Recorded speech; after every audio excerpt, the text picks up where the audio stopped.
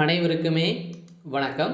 சற்று முன் கிடைத்திருக்கக்கூடிய ஒரு மிக மிக முக்கியமான செய்தி ஒன்று வெளியாகி உள்ளது. சற்று முன் 2G வழக்கில் எம்பி கனிமொழி அதிரடி கைது, 7 ஆண்டு சிறை தண்டனை. நீதிமன்றம் இறுதி தீர்ப்பு. இது மாதிரி தான் பார்த்தீங்கன்னா செய்திகள் வெளியாயிருக்கு.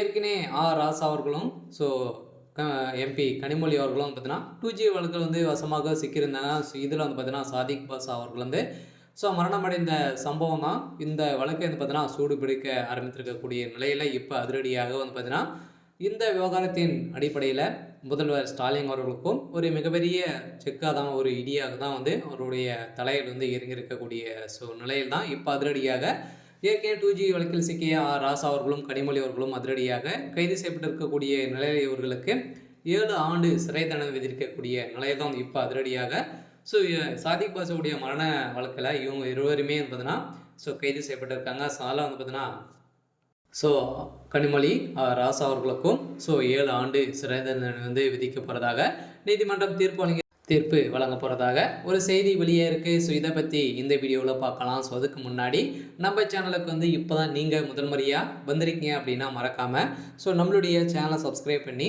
சப்போர்ட் பண்ணுங்கள். வாங்க வீடியோக்குள்ளே போகலாம். ஏற்கனவே பார்த்தீங்கன்னா அமைச்சர் கனிமொழி அவர்களும் அமைச்சர் ராசா அவர்களும் பார்த்தீங்கன்னா இருவருமே 2G வழக்கில் அலக்கட்டையில் சிக்கியிருந்தாங்க.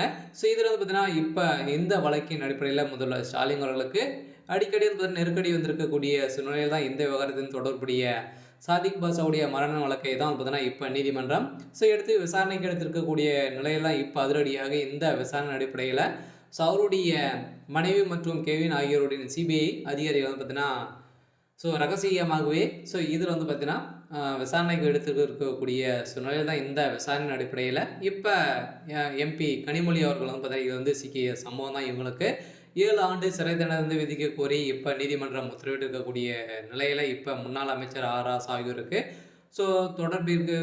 தொடர்பு இருப்பதாக கூறப்பட்டிருந்த நிலையில் தான் இப்போ இது அமலமாயிருக்கு. அதனால் இது தகுந்த ஆதாரங்களும் வைத்திருக்கக்கூடிய நிலையில் தான் இப்போ இந்த 2G வழக்கில் யாருமே குற்றவாளி இல்லை அப்படின்ற தீர்ப்பளித்த நிலையில் இப்போ அதிரடியாக இருவர்கள் பார்த்தீங்கன்னா இதில் சிக்கியிருக்காங்க. அதில் கூடிய ஒரு வேல் பார்த்தீங்கன்னா அதிரடியாக அமைச்சர் கனிமொழி அவர்கள் கைது செய்ய போகிறாங்க.